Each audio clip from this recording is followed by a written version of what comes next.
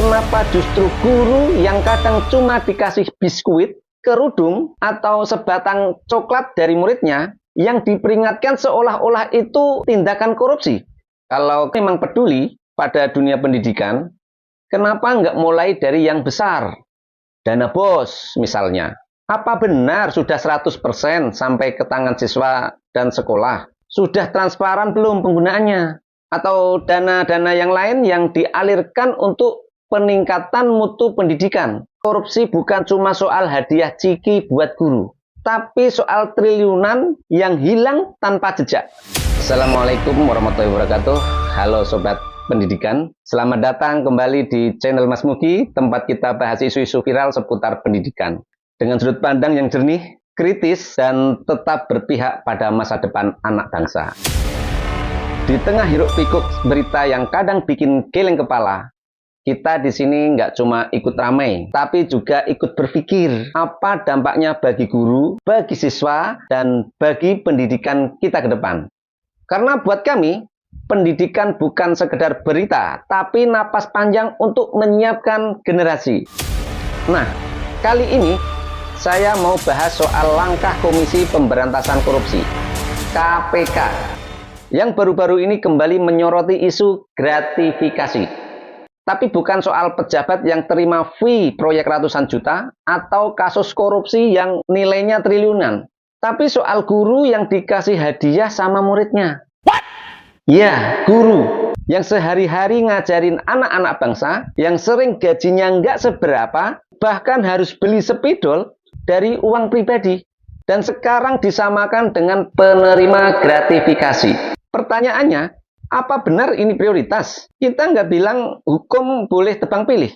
Tapi logika publik itu sederhana. Kalau yang kecil-kecil aja diciduk, tapi yang besar dibiarkan ngilang kayak hantu, kepercayaan rakyat bakal mungkin runtuh. Masih banyak kasus besar yang kayaknya nguap gitu saja. Dana triliunan yang lenyap, proyek mangkrak, aliran uang jumbo yang entah kemana arahnya. Tapi kenapa justru guru yang kadang cuma dikasih biskuit, kerudung, atau sebatang coklat dari muridnya yang diperingatkan seolah-olah itu tindakan korupsi? Kalau KPK memang peduli pada dunia pendidikan, kenapa nggak mulai dari yang besar? Dana BOS misalnya.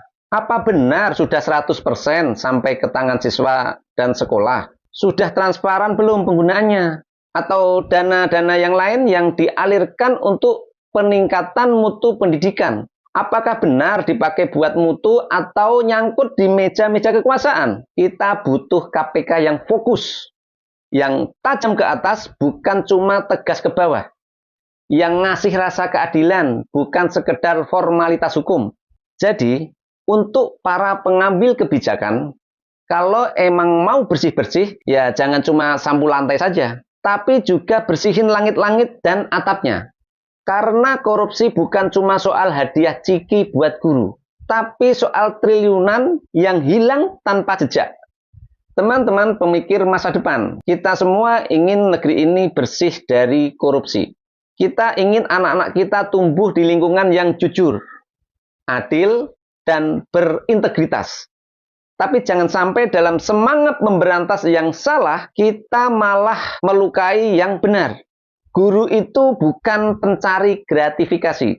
Mereka adalah pejuang yang tetap berdiri di depan kelas. Bahkan saat kesejahteraan tak berpihak pada mereka nggak minta diberi kemewahan kok. Kadang ucapan terima kasih saja sudah cukup. Tapi ketika itu pun dicurigai sebagai celah hukum, maka yang hancur bukan cuma semangat, tapi juga harapan.